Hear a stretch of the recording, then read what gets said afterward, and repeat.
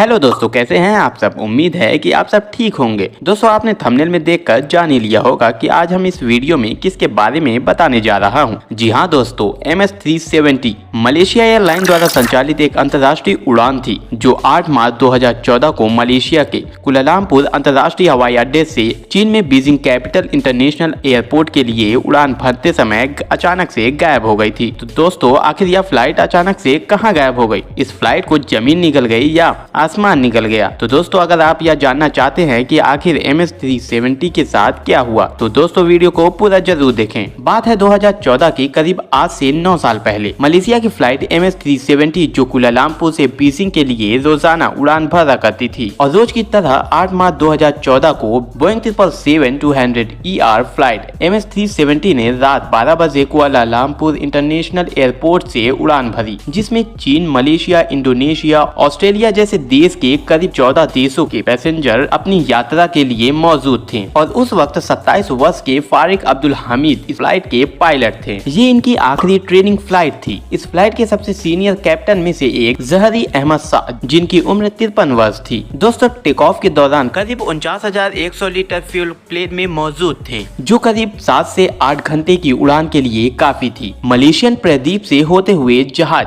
North east की तरफ बढ़ ही रहा। कुलालमपुर के ट्रैफिक कंट्रोल से विमान के कैप्टन से बात प्लेन के टेक ऑफ के करीब 38 मिनट बाद हुई थी, जब वह कुलालमपुर की सीमा को पार कर रहे थे, जिसमें उन्होंने बोला था गुड नाइट मलेशियन 370। लेकिन यह मैसेज के कुछ समय बाद मलेशियन वियतनाम के कॉन्टेक्ट स्क्रीन से अचानक गायब हो गया, जिसमें कुल 227 पैसेंजर मौजूद थे। इसके बाद कई घंटों तक कॉल संपर्क करने की कोशिश की गई, लेकिन किसी भी कॉल का जवाब नहीं मिल पाया। अचानक से गायब होने वाली इस प्लेन की घटना ने लोगों को सोच में डाल दिया था और अथॉरिटीज के पास लोगों के सवालों का भी कोई जवाब नहीं था। और ठीक अगले दिन 9 मार्च 2014 को उस प्लेन को खोजने का ऑपरेशन शुरू कर दिया गया, जिसमें 7 अलग अलग देशों के 24 एयरक्राफ्ट और 34 शिप शामिल थी। कुछ एक्सप्लोरर का मानना था कि प्लेन के आखिरी लोकेशन के हिसाब से साउथ चाइना सी पर था, जिसमें यह उम्मीद थी कि जहाज पानी की टक्कर से कोई तो निशानी होगी, लेकिन बहुत खोज के बाद भी नहीं मिली। कुछ एक्सप्लोरर का यह भी कहना था कि पायलट को बेहोश हो जाने से जहाज ऑटो पायलट मोड पर प्लेन उड़ती रही, जिससे इंडियन ओशियन से क्रैश हो गया होगा। इस तरह यह जानने के बाद लोगों के मन में कई तरह के सवाल आने लगे। आखिर प्लेन कहां चली गई? या तो प्लेन को किसी ने हाईजैक कर लिया हो, या तो प्लेन दूसरी तरफ क्यों जाने लगा?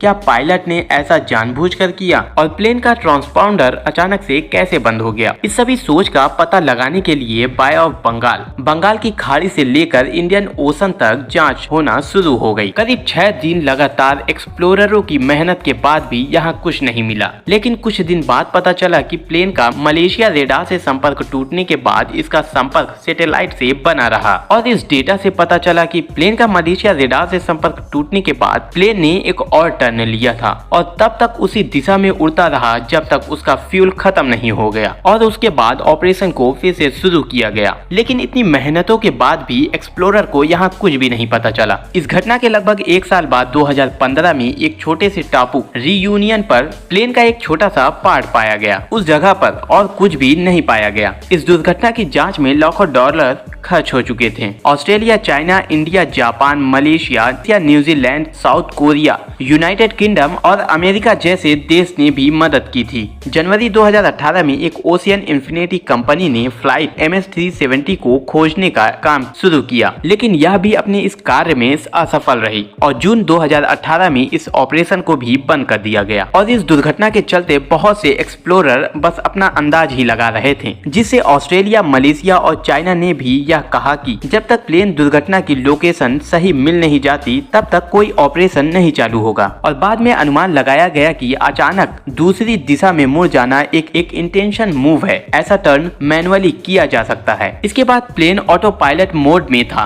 जब तक फ्यूल खत्म ना हो गया। फ्यूल खत्म होने के कारण 15,000 फीट पर सेकेंड की स्पीड से प्लेन पानी में क्रैश हो गई, जिसके कई हजार टुकड़े हो गए होंगे। और ये कहा जाता था कि इस प्लेन के सभी यात्रियों की जान पहले जा चुकी थी, क्योंकि अनुमान के हिसाब से अचानक से दिशा बदलने के बाद प्लेन 35,000 फुट पर ऊंचाई पर था था, जिसके कारण ऑक्सीजन काम करना बंद कर दिया था और जिससे पैसेंजरों की जान जा चुकी थी। तो दोस्तों इसके अलावा कोई भी प्लेन की दुर्घटना का पुख्ता सबूत नहीं मिला है, जिसे कुछ हद तक इस अनुमान को ही माना गया था। तो दोस्तों वीडियो अच्छी लगी हो तो लाइक, कमेंट और सब्सक्राइब करें। जय हिंद दोस्तों।